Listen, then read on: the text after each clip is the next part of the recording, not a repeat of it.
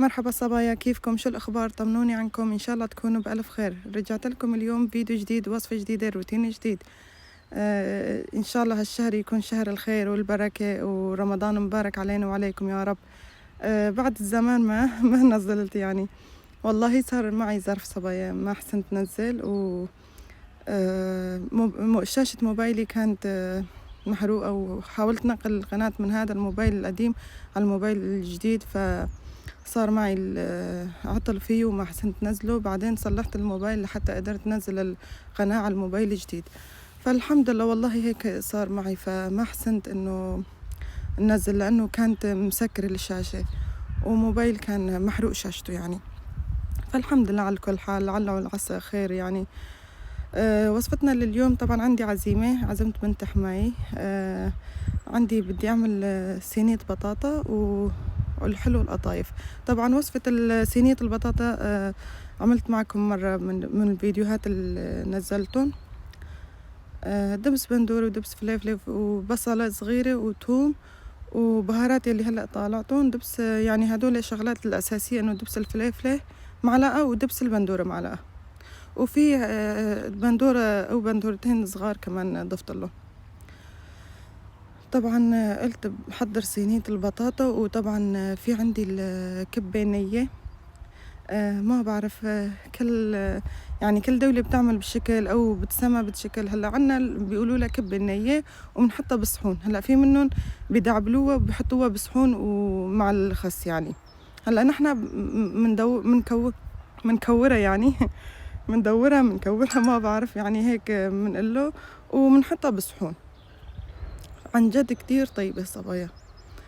أنا هون تقريبا كان على العصريات جهزت صينية البطاطا وغلفتها، قلت بجهزها وبحطها بالفرن، بس ما شغلت الفرن.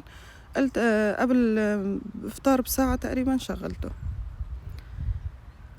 أنا هون يعني من القطايف للصينية البطاطا، يعني عم تحرك من الصينية. خلصت الصينية وبلشت بالقطايف.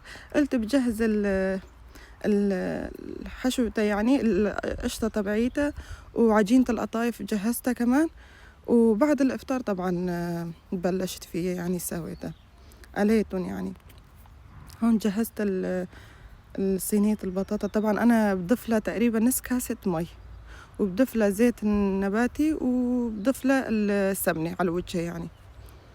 طبعا أنا عملت صينية البطاطا بالدبوس، الفخاد، الدبوس، ما بعرف هيك بقولوا له.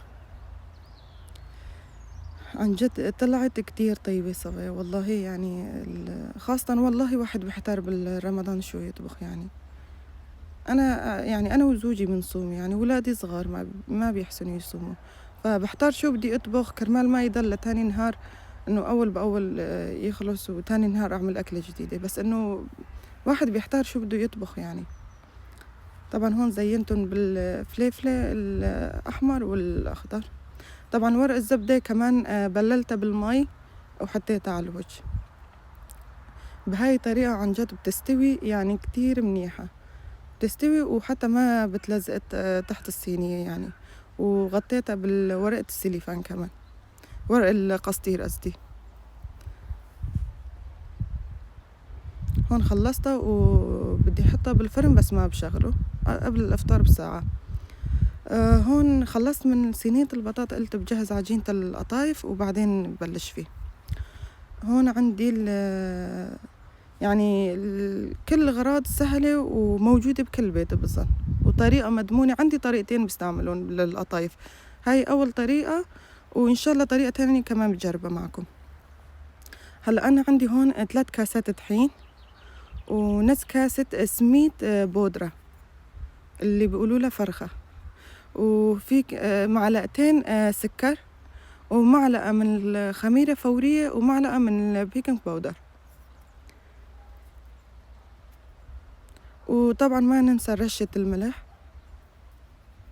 وفي عندي معلقة قصدي كاسة حليب فاطرة، لا سخنة ولا باردة. أنا كان عندي الحليب بالبراد، فلهيك سخنته شوي إنه بس كسر فيها البرودة. إذا كان برا بحرارة الغرفة عادي ما بيأثر. هون نزلت 3 كاسات طحين. أول شي بدي نزل النواشف يعني، بعدين رح أضيف السوائل. هون ضفت الطحين. اللهم صل على النبي. والله رمضان ضارب على مخي والله يعني عم بتلبك من غير شي، بتلبك على المونتاج. يعني وقت بحكي على المونتاج والله كتير بتلبك، إنه الكلمات اللي بعرفهم كمان بنساها.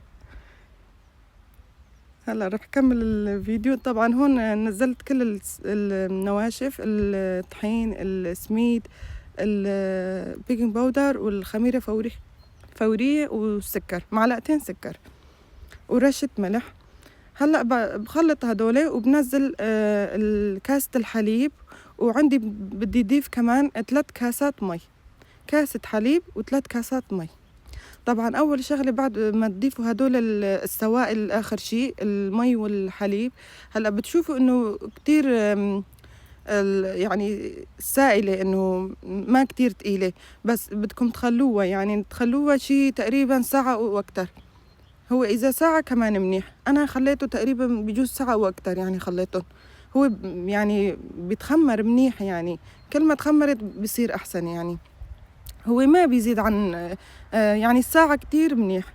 طبعا أنا بعد الإفطار شربنا الشاي وفورا بلشت بالقطايف.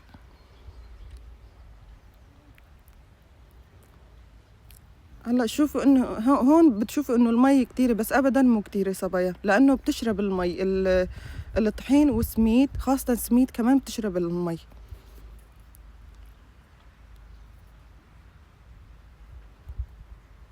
إن شاء الله يعني بتعجبكم هاي الوصفة، يعني عن جد طريقة مضمونة كتير ومنيحة، يعني بتجنن. أنا يعني هدول طريقتين بجربهم، إن شاء الله طريقة تانية كمان بجربها معكم شي يوم. طبعا شوفوا هلأ هون المانا سائلة يعني كتير، بس إنه بس تتخمر بتشرب الكل المي، وبتصير قوامها تقيل يعني حلو.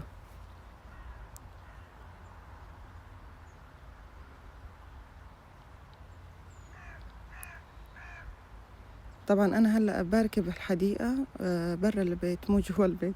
طلعت تمشيت شوي وقلت بعمل مونتاج هون، يعني على صوت العصافير بتسمعوها معي. هون خلصتها، بدي خليها تقريبا شي ساعة. هلأ رح أبلش بالقشطة القطايف. عندي هون لتر حليب، بدي أضيف للمعلقتين ماء الخل. عندي هون نص لتر حليب بدي أعمله هاد للقشطة. أنا هون بهاي طنجرة صغيرة ضفت معلقتين سميد بودرة، ومعلقتين نشا، ومعلقة طحين. طبعا هاي صوت العالم عم يمرقوا بالطريق، هذا طريق تمشاي. وهاد معلقة الطحين، يعني إذا سمعتوا أصوات عادي، يعني أنا قاعدة برا والله. طبعا أنا بستعمل هذا النشا، نشا الذرة، يعني كتير منيحة للمايونيز كمان منيحة، وللقشطة كمان منيحة. طبعا السكر اختياري، أنا ضفت له معلقتين سكر، معلقتين نشا، ومعلقتين سميد بودرة، ومعلقة طحين، وضفت له معلقتين سكر. هلا فيكم تضيفوا كمان معلقة صغيرة من اللهم صل على النبي، ماء الزهر أو ماء الورد، شو ما بتحبوا يعني، الاختيارية. شوفوا أنا هون ضفت معلقتين سكر. طبعا هاد بدي أعمله، هذا الطنجرة صغيرة بدي أعمل القشطة، والمعلقة الطنجرة الثانية بدي أقطع الحليب، يعني خسره، يعني ما بعرف شو بيقولوا له، اللهم صل على النبي، والله نسيته يعني حتى بالرمضان والله بيضرب المخ الواحد، يعني ما بتذكر كلمات اللي بيعرفوا حتى. شوفوا هلا هيك صارت الحليب بعد ما ضفت له معلقتين الماء الخل. هون عندي سخن القشطة الثانية اللي خلصتها. طبعا عندي قشطة بالبيت اللي بشيلها من الحليب، يعني بالبيت يعني مو بساوي اللبن، فبشيل القشطة اللي فوق الحليب بيجي. عندي صحن منه، وبدي ضيفها لهاي القشطة، بدل ما اجيب قشطة جاهزة من الماركت. انا عندي هاي يعني القشطة المنزلية احسن. هذا الحليب اللي خسرته بالماء الخل، وبدي اضيفه على القشطة، وبدي أضيف معلقة الصحن كله القشطة الجاهزة المنزلية، بدي أضيفها على القشطة الجاهزة. يعني هاي الطريقة كتير منيحة. إذا ما توفر معكم القشطة المنزلية هاي اللي فوق الحليب بنشيلها، فيكم تضيفولها القشطة اللي بتيجي بالماركات يعني الجاهزة، بس أنا كان عندي متوفر هاد، يعني هاد أحسن من الجاهز. شوفوا يعني تقيل، إنه ريحته كمان حلوة يعني. هلأ رح نجهز نضيف هدول كلياتهم مع بعض، وبدي غطي عليهم، وبدي حطها بالبراد لبين ما تبرد، مشان بعد الفطور رح بلش فيه. هلأ هاد كله عملته قبل الفطور. طبعا هون كنت مشغلة الفرن و على صينية البطاطا. هون جهزت القشطة ورح أحطها بالبراد لبين ما تبرد. لبين ما تبرد بدي بلش بالعجينة القطايف يعني كوره.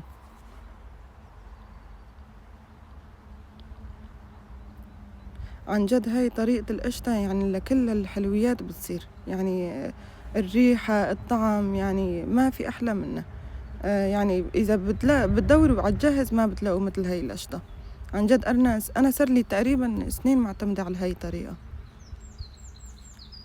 يعني بتصير للحلاوة الجبنة، بتصير للشعبيات، بتصير للكتير شغلات. يعني إنه هاي هلأ بدي استعملهم للقطايف.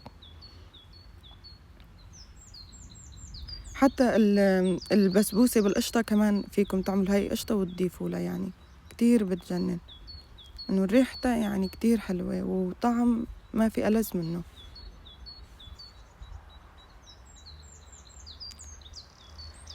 هون خلصت القشطة وراح أحطها بالفريزر مشان تبرد لبين ما جهز القطايف. هون بدي بلش بالكبة النية.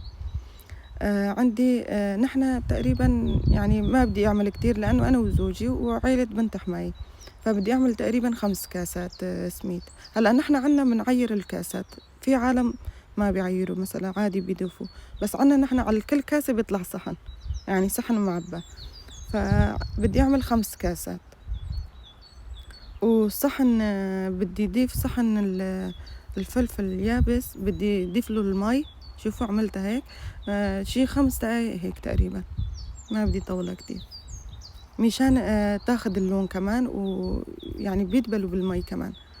أنا هون رح أضيف 5 كاسات من البرغل ناعم. يعني هذا البرغل ناعم بيجي للكبة النية. هلا ما بعرف كل عالم تعمل شكل للكبة النية أو بيسموها شكل. أنا رح أضيف بصلة صغيرة كمان، وحبتين توم صغار، ورشة ملح، ورشة فلفل أسود، ورشة كمون.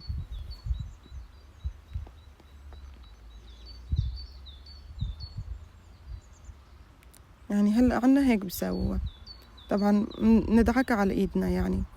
طبعا لبسنا الكفوف مو انه على ايد. يعني هلا في ناس ما بحبوا هاي الشغله انه بالايد يعملوه، بس نحن لبسنا الكفوف يعني. هلا هيك صينيتي صارت جاهزه، صفرتي قصدي صارت جاهزه. وطبعا تمر هندي عملت جنبه، وسلطه الخس كمان عملت جنبه. الكبه ني وصينيه البطاطا هيك صاروا جاهزين. الله يديم علينا وعليكم النعم ويحفظها من الزوال. وهلأ بعد ما شربنا الشاي واسترحنا شوي بعد الفطور، بلشت بالقطايف. شوفوا هيك طلع شكله. طبعا تخمرت معي عجينة كتير منيح. هون عم جهز القطر. أنا هذا القطر كمان بساويه للكل مثل مشبك، للكل الحلويات بساويهم. 3 كاسات سكر وكاستين مي. أنا كل ما بدي نزل العجينة القطايف بنظفها بالمحرمة كرمال ما تلزق. يعني إذا كان عندكم المقلاية التيفال بيكون أحسن كرمال ما تلزق، لأنه من القطايف إنه بيلزقوا بالطواية إذا ما كانت منيحة. أنا كل ما بطالع العجينة وبغطي عليهم كرمال ما يتيبسوا تحتها، يعني هيك بيكونوا طريين يعني. طبعا القشطة كمان بردت. شوفوا يعني اللون ما شاء الله. انه الطريقة معتمدة، يعني صار لي سنين معتمدة على هاي الطريقة، كتير بحبهم لهاي الطريقة. وطريقة تانية كمان يعني يا هذا الطريقة بسويها بطريقة تانية، يعني إن شاء الله طريقة تانية كمان بجربها معكم شيء، بس اتنيناتهم نفس الشي، يعني طريقة مضمونة 100%. وما شاء الله بتطلع كمية كتير منيحة. يعني أنا عملت 3 كاسات طحين ونص كاسة سميد ومع السوائل طبعا، بس إنه ما شاء الله كمية كتير منيحة. وفي منهم فرستهم، يعني حتى طبعا بدي أضيف الجبنة الموزاريلا مع كل قطعة، بحط لها قشطة وبدي أضيف عليها رشة جبنة الموزاريلا. طبعا طلع عندي الكمية كتير منيحة. أنا فرستهم حطيتهم بالبراد، طلعت كمية وقليناها اليوم، يعني أكلناها. والكمية تانية كلهم فرزتهم حطيتهم بالبراد. أنا كل مرة لما بساويهم بفرزهم بحطهم بالبراد وما بصير لهم أبدا شي. يعني شوف هاي الكمية طلعت عندي، الكمية كتير منيحة، يعني ما شاء الله والله بركة إنه طلع منهم. شوفوا أنا هنا عملت كمية منيحة منهم، وهدول 3 مطبقيات رح شيلهم، يعني كمية منيحة. بفرزهم هيك بحطهم بالعلب وبحطهم بالبراد.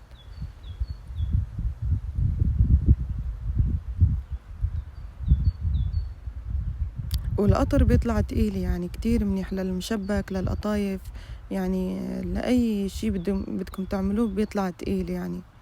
بس للبسبوسة مثل الحلو اللي بدكم ترشوا عليه القطر، لهدول شغلات بتكون تقيلة، يعني ما بتصير هاي، بدكم تنقصوا المي. بس لهاي الكمية كتير منيحة. أنا بالنسبة للقطايف هاي القطر كتير منيح. أنا خليتهم شوي بالزيت، ما خليتهم كتير. طبعا أنا خلصت كمية وهاي الكمية تانية عم بقليها.